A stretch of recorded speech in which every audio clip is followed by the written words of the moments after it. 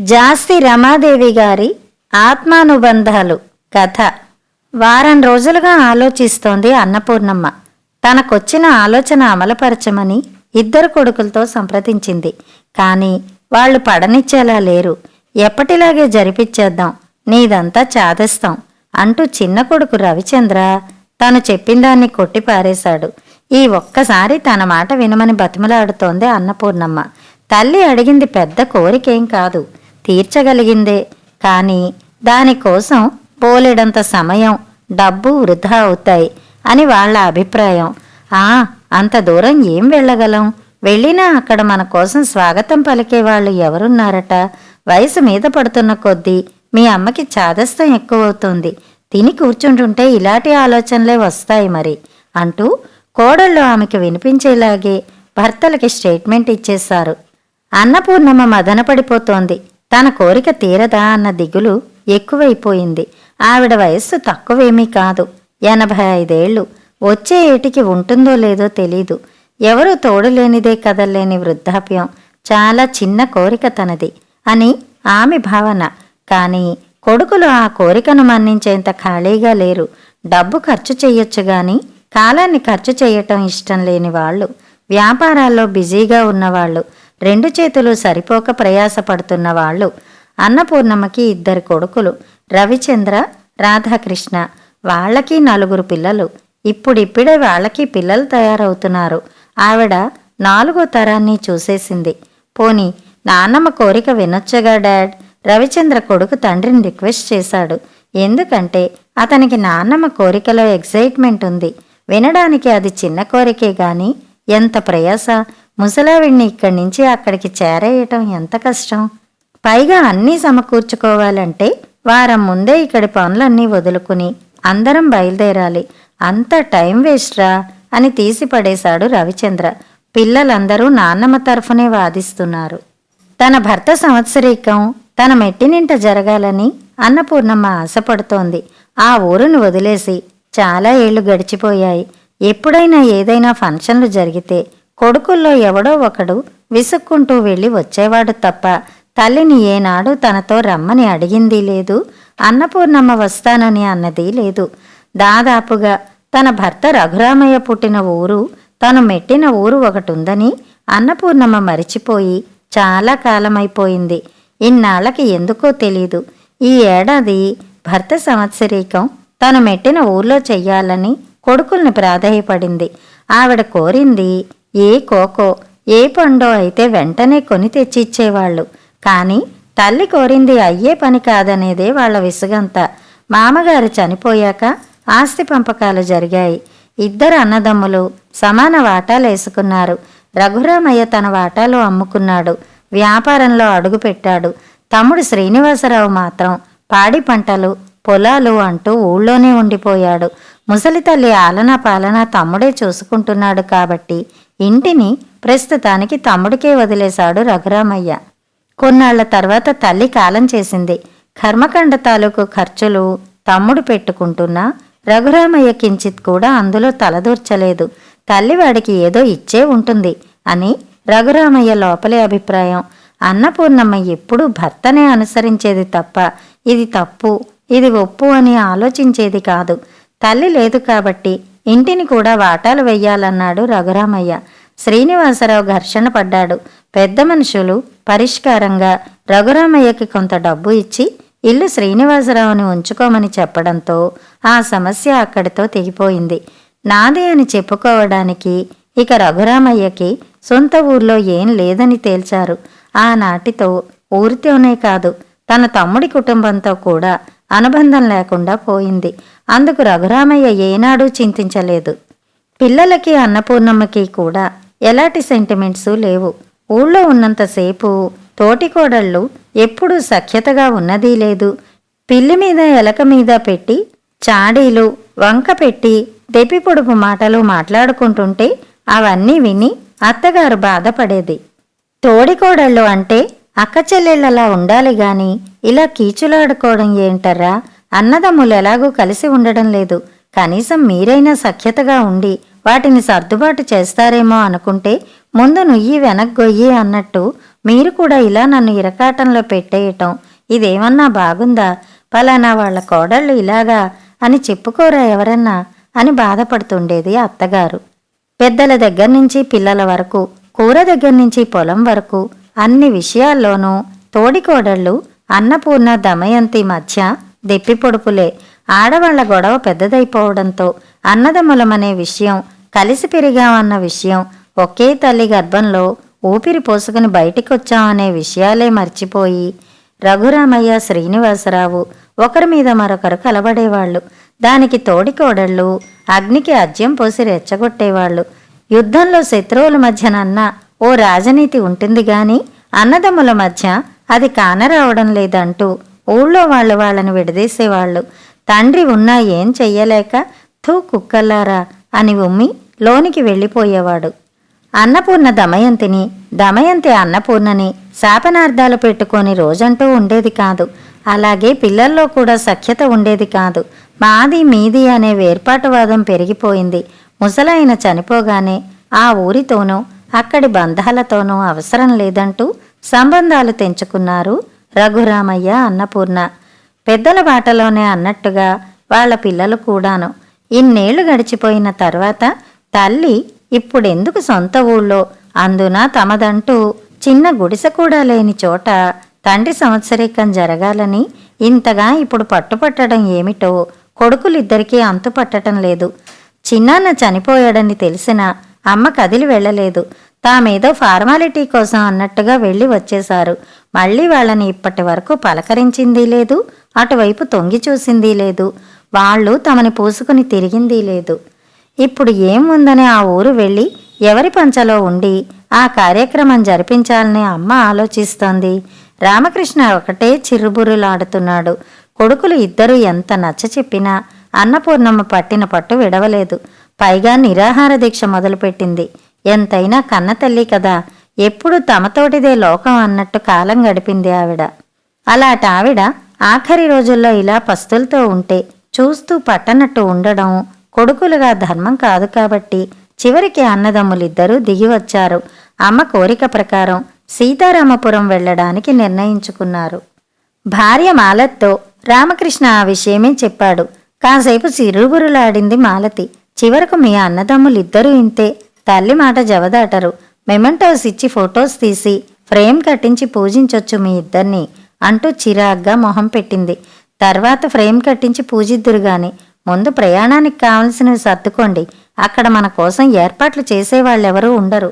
మన భోజనం మనమే తయారు చేసుకోవాలి. కుక్కును తీసుకుపోదాం. నేను వంట చేసి చాలా ఏళ్లయింది బద్ధకంగా అంది మాలతి. కుక్కు గిక్కు రారు. ఇక్కడ పిల్లలకి అవసరం ఉంటుంది. పల్లెటూరులో ఎవరూ కుక్కుల్ని పెట్టుకుని వంట చేయించుకోరు. వింత మనుషులను చూసినట్టు చూస్తారు అన్నాడు రామకృష్ణ అర్జెంట్ ఫైల్స్ చూసుకుంటూ, అవసరం అయిన చోట సంతకాలు చేస్తూ. అబ్బా, ఈ ముసలావిడ ఒక పని చెయ్యరు. చస్తున్నాం ఆవిడ చాదస్తంతో విసుక్కుంటూ బీరువాలోంచి ఈ డ్రెస్సులు తీసుకుంటుంటే భార్యను వారించాడు రామకృష్ణ. అక్కడ ఈ డ్రెస్సులు నడవ్వు, శారీస్ కట్టుకో. My God, saris? భార్య కళ్ళింత చేస్తుంటే నవ్వొచ్చింది అతనికి. వారం రోజులేగా, ఎలాగో అడ్జస్ట్ అయిపో. ఇంతకీ పిల్లలు వస్తామంటారేమో. వాళ్ళెందుకు? వాళ్ళు చచ్చినా రారు. బోర్ విలేజ్ అంటారు.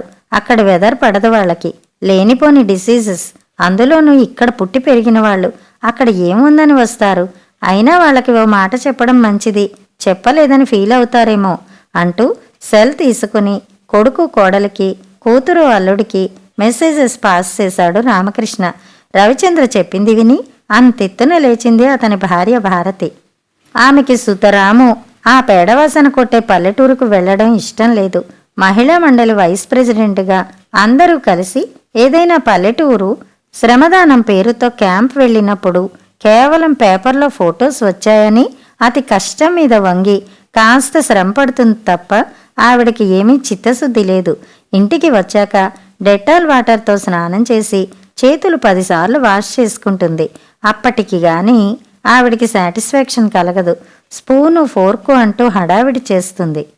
అలాంటప్పుడు ఆ మహిళా మండలి అంటూ ఊరేగడం దేనికి అని రవిచంద్ర ఎప్పుడైనా ఏడిపిస్తే, జస్ట్ అదర్ యాక్టివిటీస్ ఏదోటి ఉండాలి, అప్పుడే ఈ సొసైటీలో మనం కనిపిస్తాం అని వెంటనే ఆన్సర్ చేస్తుందామె.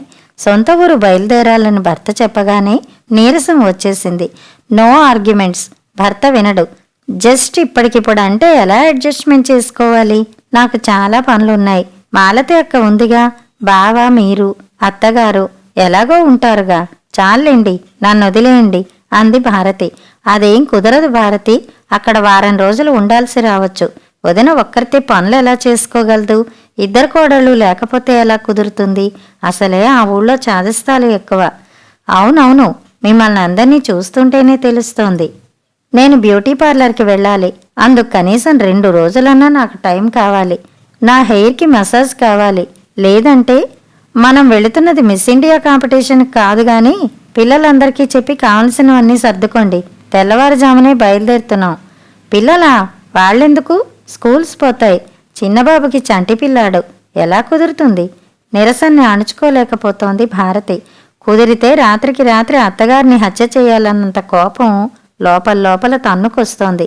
చివరికి పిల్లలందరూ మేము వస్తాం అంటే మేము వస్తాం అనేలా అన్నపూర్ణమ్మ సిద్ధం చేయించింది.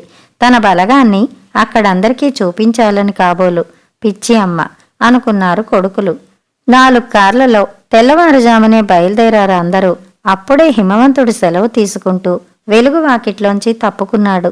మ్యూజిక్కి అనుగుణంగా హమ్ చేస్తూ పిల్లలు చాలా హ్యాపీగా ఎంజాయ్ చేస్తున్నారు. వారం రోజులు ట్రిప్ అంటే ఎంజాయ్ చేయొచ్చు అనుకున్నారు తప్ప అక్కడికి వెళ్ళాక తెలుస్తుంది అసలు కథ. భారతి, మాలతి అత్తగారిని, అత్తగారి ఊరిని కసిగా తిట్టుకుంటున్నారు. అన్నపూర్ణమ్మ మనస్సు దూది పింజల తేలిగ్గా గాలి కంటే వేగంగా ఊరివైపు పరిగెత్తింది. ఇప్పుడు అందరూ తన్ను ఎలా ఆహ్వానిస్తారు? ఎవరు మీరు అని అడుగుతారేమో.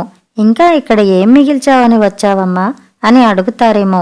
దమయంతి ఎలా ఉందో, తనలాగే ఒకరి సాయం లేకుండా అడుగు కదపలేని స్థితిలోనే ఉండి ఉంటుంది. ఎప్పుడో చూసింది తను. ఒక్కో సంఘటన కళ్ల ముందు నిలిచి మనస్సును మెలితిప్పేస్తోంది. పెళ్లి కూతురుగా గుమ్మంలో నిలబడిన దమయంతి అందాన్ని చూసి అసూయతో తట్టుకోలేకపోయింది తను. అన్నపూర్ణ అంటూ అత్తగారు తన్ను పిలిచి హారతి పళ్ళెం ఇచ్చి కొత్త దంపతులకి ఆహ్వానం పలకమని పురమాయించింది. హారతి పళ్ళెం తిప్పుతూ వెలుగుతున్న కర్పూరాన్ని దమయంతి చీర మీదకి వంపింది. పట్టుచీర తురతురలాడింది. పెళ్లి కూతురు మొహం గంటు పెట్టుకుని వారం వరకు తన్ను పలకరించలేదు. లోపల నవ్వుకుంది తను. అప్పటికిగాని తన మనస్సు నెమ్మదించలేదు. బంధువుల్లో కొందరు అనుకోవడం వింది. చూసావా దాని పొగరు? పొరపాటున జారలేదు హారతి పళ్ళెం, కావాలనే దాని మీద పడేసింది అని. ఎవరు ఏమనుకున్నా తను పట్టించుకోదు. తన భర్త తన అడుగుజాడల్లో నడుస్తాడు. తోడుగా తన కొడుకులున్నారు. పెద్ద కోడలిగా అత్త తర్వాత పెత్తనం తనదే. ఇంకేం కావాలి తనకి? దమయంతి మొదటి బిడ్డని ఎత్తుకుని వచ్చినప్పుడు తను హారతి ఇస్తానన్నా వద్దని లోపలికి వచ్చేసింది. దాని భయానికి హాయిగా నవ్వుకుంది. పిల్లాడిని తన కంట పడకుండా జాగ్రత్త పడేది. పిల్లాడి చేతిలో ఉన్న కొత్త బొమ్మ తమకు కావాలని ఏడ్చేసేలా తన పిల్లల్ని ఉసిగొలిపేది. మరిది తోటికోడలు ఇక తప్పని పరిస్థితిలో బొమ్మని పిల్లలకిచ్చి పైకి నవ్వినా గాని లోపల మాత్రం తిట్టుకుంటూ ఉంటారని తనకు తెలుసు. తను ఆడే ఆ ఆట తనకు ఎంతో సరదాగా ఆనందంగా ఉండేది. ఎన్నో రకాలుగా మరిది తాలూకు వాళ్ళని చిన్నబుచ్చేది. దమయంతి సిగ్గుపడేట్టు వాళ్ళ ఎదురుగానే ఆరోపణలు చేసేది. తనకు 2 అబ్బాయిలే. దమయంతికి 2 అబ్బాయిల తర్వాత 2 ఆడపిల్లలు కూడా పుట్టారు. అత్తగారు ఆ ఆడపిల్లలకి ఎక్కడ తన బంగారు నగలు ఇచ్చేస్తుందోనని కాపలా కాసేది. పిల్లి పిసరంత కూడా దమయంతికి దక్కనివ్వలేదు. ఎప్పుడూ 2 మధ్య అసూయ ద్వేషాలే. ఇప్పుడు తన్ని చూసి దమయంతి ఏమంటుంది? తన పిల్లలకి మనవలకి ఎన్నో చెప్పింది.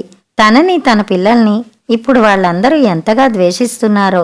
ఊర్లోకి అడుగు పెట్టగానే చెంబుడు వేడినీళ్లు తన మొహాన కొట్టినా చిన్న విషయమే. అంతకు మించిన శిక్షార్హురాలు తను. పైకి చెప్పుకున్నా గాని తను చేసిన పాపం పోయేది కాదు. కొన్నాళ్లుగా మనశ్శాంతి లేకుండా గడుపుతోంది తను.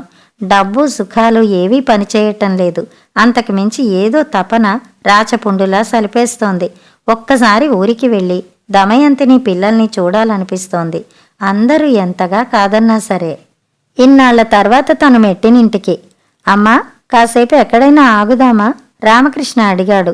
వద్దురా, మనం త్వరగా వెళ్ళాలి, లేదంటే ఊరు చేరేసరికి అన్నదే అన్నపూర్ణమ్మ. మధ్య మధ్యలో కాఫీలని, టిఫిన్స్ అని, భోజనం అని ఆగుతూనే ఉన్నారు. ఏం ప్రయాణమో, ఒళ్ళంతా హోనమైపోతోంది.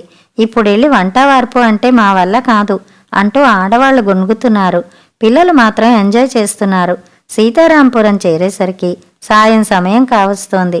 పశువులు వారికి అడ్డం వస్తుంటే కార్లు మెల్లిగా వెడుతున్నాయి.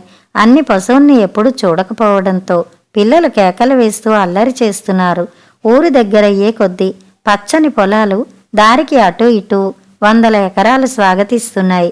హేయ్ భలే, ఇక్కాసేపు ఇక్కడ ఆగుదాం అంటూ పిల్లలు కార్లు ఆపించి మరీ కిందకి దిగారు. అన్నపూర్ణమ్మ సిగ్గుతో చితికిపోయింది. ఇది మనది, ఇక్కడి నుంచి అక్కడి వరకు మన పొలాలు అని చెప్పుకోవడానికి ఏమీ మిగల్చలేదు. కనీసం సెంటు భూమి మనదే అనుకోని లేకుండా చేసింది. ఇల్లు వాకిలి, పొలం పాడి, నాన్న బంధుత్వం ఏదీ ఊళ్ళో లేకుండా చేసుకుంది. పిల్లలకి ఎవరిని చూపించాలి, ఏముందని గొప్పగా చెప్పుకోవాలి? మదన పడసాగింది అన్నపూర్ణమ్మ. అమ్మా, మనం ఇప్పుడెక్కడుండాలి అడిగాడు రవిచంద్ర. ముందు అమ్మగారి గుడికి పోనివ్వండి, దర్శనం అయ్యాక చూద్దాం. ఏదో ఇల్లు దొరక్కపోదు. నాన్నమ్మ, చిన్నతాత వాళ్ళ ఇల్లుంది కదా, అక్కడికి వెళ్ళొచ్చు కదా మనవడు అడుగుతుంటే గుండె చిక్కపట్టినట్టయింది. అందరూ గుడి దగ్గర ఆగారు. ఒకేసారి ఊళ్ళోకి 4 కార్లు రావటం, అందులోంచి బిలబిల్లాడుతూ పిల్లా పెద్ద కిందకి దిగి గుళ్ళోకి వెళ్లడంతో పూజారి ఉక్కిరి బిక్కిరైపోయాడు.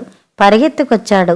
అతనికి అన్నపూర్ణమ్మ గురించి గాని, ఆ కుటుంబం గురించి గాని, చెంచురామయ్య గారి పెద్ద కొడుకు రఘురామయ్య కుటుంబం గురించి గాని తెలీదు. కాని చెంచురామయ్య గారి పెద్ద కొడుకు రఘురామయ్య కుటుంబం ఆ ఊరు ఎప్పుడో వదిలి వెళ్ళిపోయిందని మాత్రం తెలుసు. అన్నపూర్ణమ్మ వివరాలు చెప్పింది. కుర్రపూజారి గుటకలు వేశాడు. ఇంటికి వెళ్ళి తన తండ్రిని తీసుకొచ్చాడు.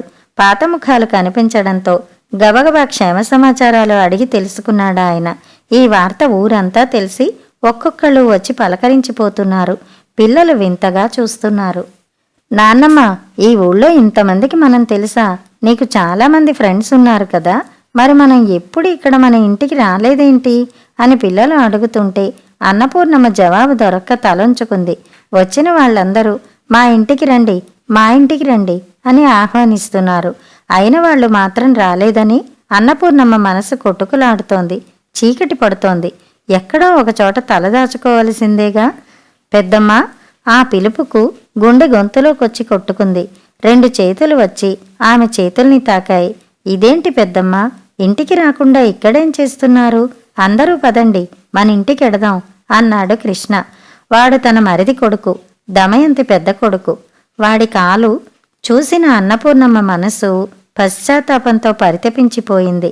మనిల్లు ఎక్కడుంది? పిల్లలందరూ ఆశ్చర్యానందాలు వెలుబుచ్చుతున్నారు. కృష్ణ ముందు నడుస్తుంటే 4 కార్లు అతన్ని వెంబడించాయి. పిల్లలు నడక మొదలుపెట్టారు. అక్కడున్న ఇళ్లన్నీ గమనిస్తున్నారు. అక్కడక్కడ కొన్ని ఇళ్ళు శిథిలావస్థలో ఉన్నాయి. కొన్ని ఇళ్ళు పాతకాలం నాటి మేడలు, మండువాలోగిళ్ళు, ఇళ్ల ముందున్న పెద్ద పెద్ద చెట్లు వచ్చిన వాళ్ళెవరా అని ఆరా తీస్తున్నట్టున్నాయి. చాలామంది దారిలో వరసలు పెట్టి పలకరిస్తున్నారు. చాలా కాలం నాటి పెద్ద మేడ దగ్గర ఆగాడు కృష్ణ. ముందు గేటు పైన అటూ ఇటూ ఠీవీగా 2 సింహాల బొమ్మలు వచ్చిన వాళ్ళందర్నీ పలకరించాయి. అన్నపూర్ణమ్మ కారు దిగి బెరుగ్గా చూస్తోంది. 2 గుమ్మాలు తనే పెట్టించింది. సింహద్వారం ఎంతో పెద్దది ఉండేది. వేర్పాటువాదంతో 2 ఉండాల్సిందే అని పట్టుపట్టింది. సింహద్వారాలు 2 ఉండరాదని మామూలుగా 2 గుమ్మాలు పెట్టించారు మామగారు చెంచురామయ్య. ఎత్తైన అరుగుపైన ఊగే నగిశీల కుర్చీలో ఠీవీగా కూర్చుని ఉండే చెంచురామయ్య ముందు ఎందరో పనివాళ్లు, ఊరివాళ్లు చేతులు కట్టుకుని ఆయన ఆనతి కోసం ఎదురు చూస్తుండేవాళ్లు. ఆయన పోయాక ఆ కుర్చీ నాదంటే నాదని లాక్కుని మొత్తానికి విరక్కొట్టి పొయ్యిలో పడేశారు. అత్తగారు ఎంతగానో విలవిల్లాడిపోయింది. తలుచుకుంటే సిగ్గుగా ఉందిప్పుడు. రండి రండి అందరూ ఆప్యాయంగా ఆహ్వానం పలుకుతుంటే అన్నపూర్ణమ్మ కళ్ళు తోటికోడలు దమయంతి కోసం వెతుకుతున్నాయి. ఎన్నోసార్లు కాళ్లతో తన్నిన గడపని భక్తిగా కళ్ళకద్దుకుంది. ముక్కుతూ మూలుగుతూ కార్లు దిగిన కోడళ్ళు వాళ్ళందరి ఆహ్వానానికి లొంగిపోయారు. తమని ఆదరించడానికి ఇక్కడ ఒక కుటుంబం ఉంది, అది చాలు అనే ఫీలింగ్ కలిగింది వాళ్ళకి. అనామకుల్లా ఆ ఊళ్ళో గడపాలేమో అనుకుంటూ వచ్చారు. కానీ పిల్లలు కలిసిపోయారు. తోటికోడళ్ళు స్వంతమైపోయినట్టు కలివిడిగా పలకరించుకుంటున్నారు. ఆడపడుచులు పరిచయాలు అక్కర్లేదన్నట్టు వదినల్ని ఆట పట్టించి ఆడుకుంటున్నారు. అన్నదమ్ములు ఇల్లంతా తిరిగి చూస్తున్నారు. కోల్పోయిన నిధి నిక్షేపాల్ని కళ్ళింత చేసుకుని చూస్తున్నట్టు తాకి చూస్తున్నారు. రవిచంద్ర, రామకృష్ణ, మనవలు మునిమనవల సందడిలో ఆ ఇల్లు తిరణాళ్లే అయింది. హాల్లో అందరి ఫోటోతో పాటు తను తన భర్త రఘురామయ్య కలిసి ఉన్న ఫోటో కూడా ఉండడం గమనించింది అన్నపూర్ణమ్మ. తనకంటే దమయంతి నయం పిల్లల్లో సంస్కారం నింపింది. తను తన పిల్లలకి స్వార్థం నేర్పించింది. బంధాలకు దూరంగా, బంధుత్వాలకు దూరంగా, చాలా దూరంగా. పెద్దమ్మ, పెదనాన్న సంవత్సరీకం ఈ ఏడు ఇక్కడ జరగడం నిజంగా చాలా బాగుంటుంది. నేను అన్ని ఏర్పాట్లు దగ్గరుండి చూసుకుంటాను అంటున్నాడు కృష్ణ. అన్నపూర్ణమ్మ కళ్ళు చెమ్మతో మసకబారాయి. కృష్ణ అన్నట్లే చకచక అన్ని పనులు పురమాయించాడు. ఆ ఊళ్ళోనే కాదు, ఆ చుట్టుపక్కల ఊళ్ళలో కూడా అతనికున్న పలుకుబడి చూస్తుంటే మామగారు చెంచురామయ్య గుర్తొచ్చారు అన్నపూర్ణమ్మకి. వ్యాపారంలో తన కొడుకులు ఇద్దరూ చాలా ఎత్తుకు ఎదిగారు. చాలా మందిలో వాళ్ళు ఒకరుగా ఉన్నారు అంతే. కానీ దమయంతి పిల్లలు అలా కాదు. సొంతూళ్ళలో తమ కుటుంబ ఉనికిని నిలబెట్టుకున్నారు. చెంచురామయ్య వారసత్వాన్ని నిలబెట్టారు. అనగనగా ఈ ఊళ్ళో చెంచురామయ్య అనే ఒక మోతుబరి రైతు. ఆయనకి ఇద్దరు కొడుకులు. అందులో పెద్ద కొడుకు ఆస్తులు అమ్ముకుని ఎక్కడికో వలస వెళ్ళిపోయాడు అని చెప్పుకునే పరిస్థితి రానివ్వకుండా శ్రీనివాసరావు వారసుడిగా తండ్రి అంత ఎత్తుకు ఎదిగి ఊళ్ళో పరువు దక్కించుకున్నాడు. తర్వాత ఆయన పిల్లలు ఎన్ని కష్టాలు పడ్డా ఆ ఊరిని వదిలి దూరంగా పోలేదు. పూలు కట్టెలు ఒకే చోట అమ్మి అదే ఊరిలో స్వేచ్ఛగా తిరిగారు వాళ్ళు. మరి తను, తన భర్త, పిల్లలు ఎక్కడికో వలస వెళ్ళి పరాయి చోట స్థిరపడ్డారు. సంపాదన అనే చట్రంలో కొట్టుమిట్టాడుతూ క్యాలెండర్లు మారుతున్న కొద్దీ తమ ఉనికినే మరిచిపోయారు. చివరకు ఏం సంపాదించారు?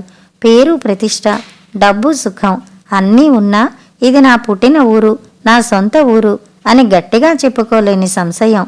అన్నపూర్ణమ్మలో ఆలోచన తరంగాలు. ఇసుక వేస్తే రాలనంత జనం. రఘురామయ్య ఆబ్దికం చాలా పద్ధతిగా పండుగలా జరిగింది. పెదనాన్న చాలా సంతోషపడిపోయి ఉంటాడు పెద్దమ్మ. అంతా నువ్వు అనుకున్నట్టే జరిపించాం కదా, ఎక్కడన్నా లోటుపాట్లు జరిగాయా అని ఆప్యాయంగా అడిగాడు కృష్ణ. లేదురా, అంతా చాలా చాలా బాగా జరిగింది. ఇన్నాళ్ళు ఆబ్దికాలు జరిగినా ఏదో ఆనవాయితీ ప్రకారం చేసేవాళ్ళం. ఎక్కడో లోటుగా అనిపించేది. ఇప్పుడు ఆ లోటుకి అర్థం ఏంటో నాకు, నాతో పాటు పిల్లలందరికీ అర్థమైంది. రఘురామయ్య కుటుంబం ఎప్పుడో ఊరొదిలేసింది. ఇన్నాళ్లకి ఆ కుటుంబానికి ఊరు గుర్తొచ్చింది అని కనీసం ఒక్కళ్ళంటే ఒక్కళ్ళు కూడా అనలేదు. చెంచురామయ్య బలగం ఎంత పెద్దదో. కొడుకులు, కోడళ్ళు, మనవలు, మనవరాళ్ళు, మునిమనవలు. అబ్బో, కుటుంబం అంటే ఇలా ఉండాలని వాళ్ళు అంటుంటే చానాళ్లకి నా కడుపు నిండిపోయిందిరా కృష్ణ అని అన్నపూర్ణమ్మ కన్నీళ్లు దాచుకోకుండా చెప్పింది. ఇలాంటి ఓ రోజు రావాలని మా అమ్మ చాలా కాలం ఎదురు చూసింది పెద్దమ్మ. మీరు ఎప్పుడు వచ్చినా గౌరవించాలని అమ్మ తన ఆఖరి మాటగా చెప్పింది. మేం చేసిన తప్పు మీరు చెయ్యొద్దని అమ్మ తన పైన ప్రమాణం చేయించుకుంది. దమయంతిని ఒక్కసారి చూడాలని ఉందిరా, ఒక్కసారి గట్టిగా గుండెలకు హత్తుకుని నన్ను క్షమించమని వేడుకోవాలని ఉందిరా కృష్ణ. ఎంత దూరమో చూసావా? కనీసం తను చనిపోయిన విషయం కూడా మా వరకు చేరలేదు. ఒక్క కాకి చచ్చిపోతే 100 కాకులు చుట్టూ చేరి గోలగోల చేసి ఏడుస్తాయి. కానీ మేము చూడు అంటూ నెత్తి బాదుకుంది అన్నపూర్ణమ్మ. జరిగిపోయినవన్నీ వదిలేయి పెద్దమ్మ. చాలాసార్లు ఫోన్ చెయ్యమని అమ్మ అనేది. ఎప్పుడూ మీ అడ్రస్ మాకివ్వలేదు. కనీసం మీ ఫోన్ నెంబర్ కూడా మాకు తెలీదు. మన ఊరు కరణం గారి పెదనాన్న ఫోన్ నెంబర్ ఇస్తే ఒకసారి దానికి ప్రయత్నించాను. మనుగడలో లేదనే ఆన్సర్ వచ్చింది. అందుకే కనీసం చావు కబురు కూడా చేరవేయలేకపోయాను. నన్ను క్షమించు పెద్దమ్మ అన్నాడు కృష్ణ. అందరూ సంతోషాన్ని మూటకట్టుకుని తిరిగి బయలుదేరారు. అన్నపూర్ణమ్మ తోటికోడల ఫోటో వైపు తదేకంగా చూసింది.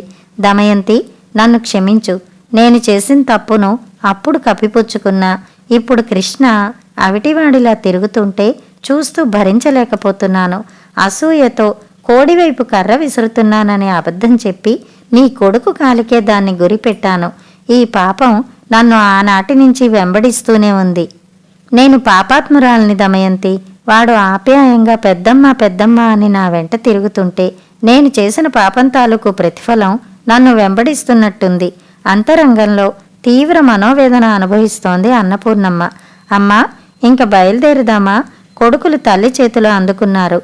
పెద్దమ్మ, ప్రతి ఏడాది ఇక్కడికే రావాలి. ఇక మీదట పెదనాన్న సంవత్సరీకం ఇక్కడే జరగాలి. కృష్ణ మాటలు వింటూ కార్లు బయలుదేరాయి. అన్నపూర్ణమ్మ తన చేతిలో ఉన్న కృష్ణ చేతిని మెల్లిగా వదిలిపెట్టింది. వెళ్ళిపోతున్న వాళ్ళందరి వైపు పాతకాలం నాటి ఆ ఇంటి గుమ్మం దిగులుగా చూస్తోంది. మళ్ళీ వస్తారా అన్నట్టుగా. కథ సమాప్తం.